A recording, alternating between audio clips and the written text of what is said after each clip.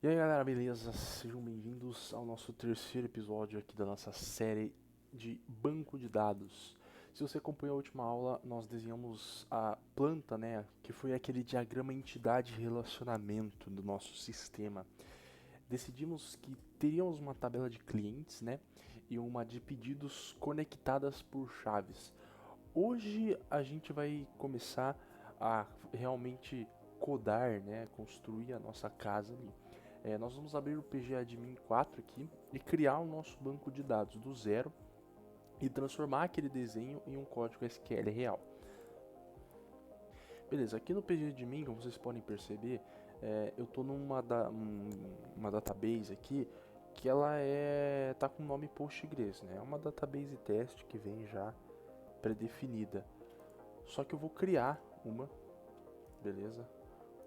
Com o nome que eu quero. Então, um único servidor Postgre pode guardar dezenas de bancos de dados diferentes. Nós vamos criar um espaço exclusivo para o nosso projeto. Então, aqui na nossa árvore de navegação, a gente tem esse banco de dados Postgres, que ele já vem aqui, né? Já vem pré-instalado, só que eu vou criar um novo. Então, uma das maneiras mais fáceis que tem que fazer aqui fazer tudo de maneira visual. Clique com o botão direito em cima de Databases e Create a database. Vamos chamar o nosso banco de e-commerce DB. É importante que aqui no nome do banco de dados ela não tenha espaços e nem acentos. Isso pode dar alguns problemas devido a formatos de texto. Beleza, clique aqui em Save. E ele criou aqui, dá pra ver aqui na árvore de navegação, ele criou o e-commerce underline DB. Vamos aqui em esquemas, tabelas, estamos com nenhuma tabela por enquanto. Quando você cria aqui um banco de dados, o Postgre ele acaba de reservar um espaço no seu disco rígido ou no seu SSD só para esse banco de dados. Agora o passo mais importante, que a gente clicar aqui no nosso e-commerce DB e acessar a nossa Query Tool, beleza? Como eu disse, né, essa Query Tool é a nossa ferramenta de consulta, é onde a gente vai poder criar tabelas, manipular dados e etc. Então beleza, vamos criar a nossa primeira tabela, que é a tabela de clientes. A linguagem SQL ela é muito parecida com o inglês. O comando para criar uma tabela é justamente create table. Então vamos aqui, create, bom que seja tudo maiúsculo. Create table e aqui você dá o nome da sua tabela, vou colocar clientes. Beleza, como qualquer linguagem de programação, ela aqui vai funcionar em blocos, então você abre um parênteses aqui e aqui vai ser o seu bloco de criação de tabela, beleza? Na sintaxe desse SQL também, ao final, né, desse bloco, ao final desses parênteses, é sempre bom colocar ponto e vírgula, beleza? Se você tem alguma dúvida em relação à sintaxe, aqui na descrição desse vídeo tem a documentação da SQL. Então, na linguagem SQL tem diversos comandos e nessa documentação explica objetivamente o que cada um faz. Beleza, quando aqui dentro do nosso bloco de Create Table a gente precisa listar as colunas, né? E que tipo de dado cada coluna vai guardar. O banco de dados é rigoroso com isso, né? Nossa primeira coluna aqui, ela pode ser justamente a nossa chave primária. Então vai ser a coluna ID. Depois de você criar o nome aqui, né? Você pode colocar aqui, ó, serial primary key, que vem do inglês, né? Chave primária. Esse tipo dele aqui é o tipo serial. Essa é uma palavra que define no Postgres, ela vai basicamente criar um número inteiro que se autocompleta, né? O banco vai preencher lá o nosso ID, 1, 2, 3, automático para nós. Então eu tenho o ID, que ele é serial e que ele vai receber como uma chave primária, né? Ele vai ser uma chave primária. Depois, né, vamos criar mais uma coluna. Eu quero uma coluna de nome. O tipo dessa coluna vai ser o varchar. Sim. O varchar, ele basicamente significa caracteres variáveis, ou seja, basicamente texto, né? E esse 100 aqui, ele é basicamente o limite de letras. Então, eu tenho um campo, né, uma coluna chamado nome, que ele é de caracteres variáveis e que ele tem um limite de 100 caracteres. É uma forma, você definir, né, um limite é uma maneira bem interessante de economizar memória, não deixando alguém digitar coisas muito grandes aqui no campo do nome. Muito importante também que a cada coluna que você for adicionando, é interessante que você adicione uma vírgula. Isso é da sintaxe aqui do SQL, né? Então eu vou criando diferentes colunas, eu preciso separar elas por vírgula. Então tenho meu ID que é a chave primária, vírgula, tenho um nome, né? A minha coluna nome, que ela recebe caracteres variáveis, vírgula, vamos criar outra coluna que vai ser o e-mail, né? De acordo lá com o nosso diagrama. O e-mail também pode receber varchar com limite de 100 caracteres. Beleza, com esse bloco aqui feito, né, a gente coloca, é importante ter o ponto e vírgula, não pode esquecer, e vamos executar o botão de play aqui. Você pode ver aqui na parte superior que ela tem vários botões. Você pode abrir um arquivo, salvar esse arquivo, né, provavelmente ele vai salvar como um arquivo de texto,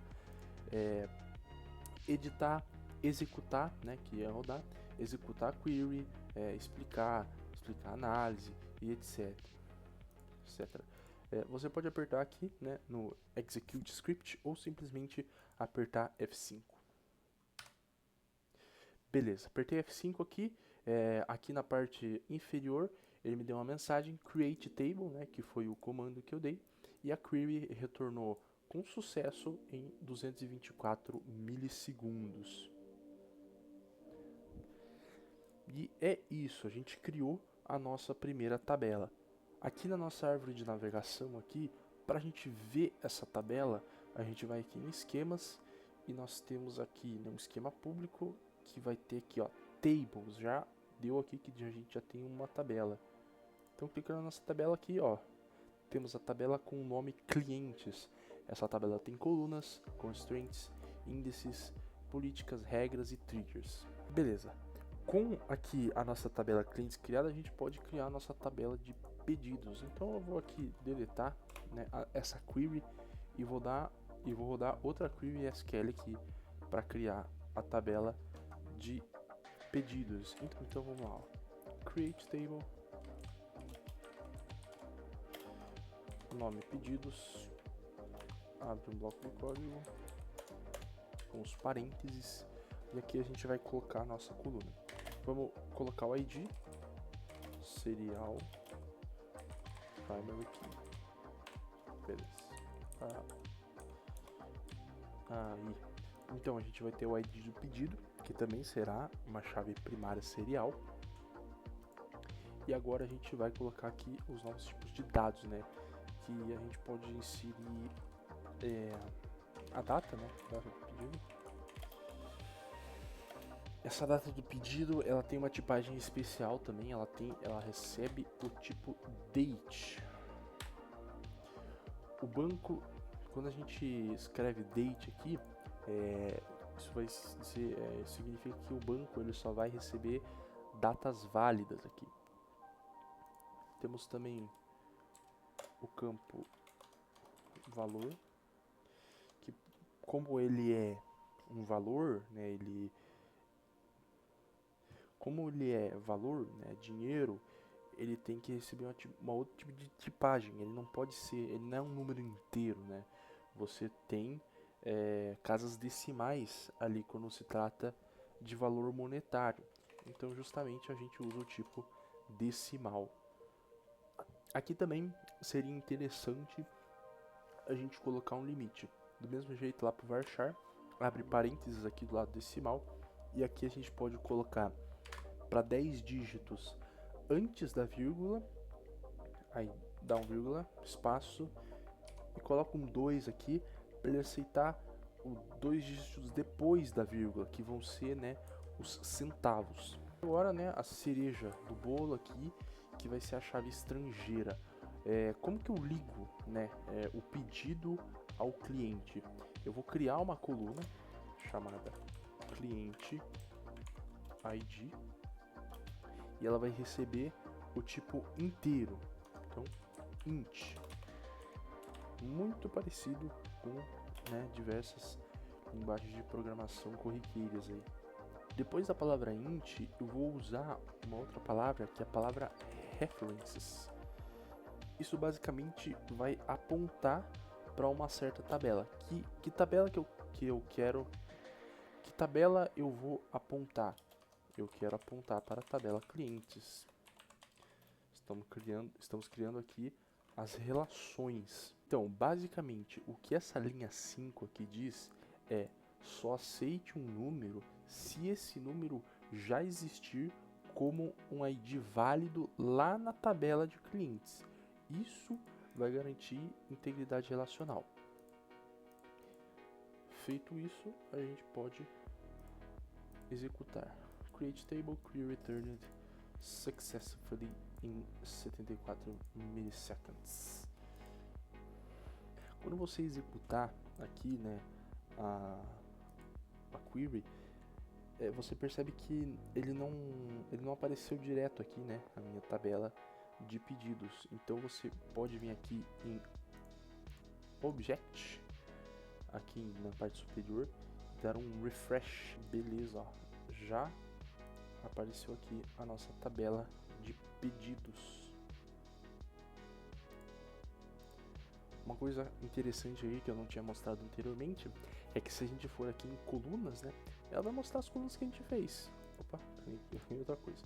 Aqui, ó, na tabela clientes eu tenho a coluna ID, nome e e-mail, né? E aqui do lado, vou só esticar um pouquinho, já tem o tipo, ó, ID é um tipo inteiro, nome é um varchar, que tem limite de 100, e-mail a mesma coisa. Os pedidos aqui, ó, ID inteiro, data pedido é o tipo date, valor também numérico, né? Recebe tipagem numérica, e cliente ID é um inteiro. Nós construímos as nossas gavetas aqui, né? Mas se você abrir essa gaveta, elas estão completamente vazias, elas não têm dados aqui dentro, não tem linhas, né? Lembra quando eu falei da relação lá, do exemplo de colunas e linhas? A gente tem as colunas, mas a gente ainda não tem as linhas, a gente não tem os dados. Na nossa próxima aula a gente vai dar mais um passo lógico. Vamos aprender a povoar esse banco de dados e vamos cadastrar nossos primeiros clientes e registrar as primeiras compras usando comandos como insert, de inserir dados. E claro, né, vamos aprender a ler esses dados, né, deixar ele bem visual usando comandos como o select, né, de selecionar os dados. Tente replicar aqui o que a gente fez hoje aqui. Se der algum erro de sintaxe, é bom que você preste bastante atenção em alguns pontos, como não esquecer do ponto e vírgula ao final desses blocos de código aqui, como não esquecer das vírgulas a cada criação de coluna ou a cada ou na passagem de parâmetros aqui do lado da tipagem.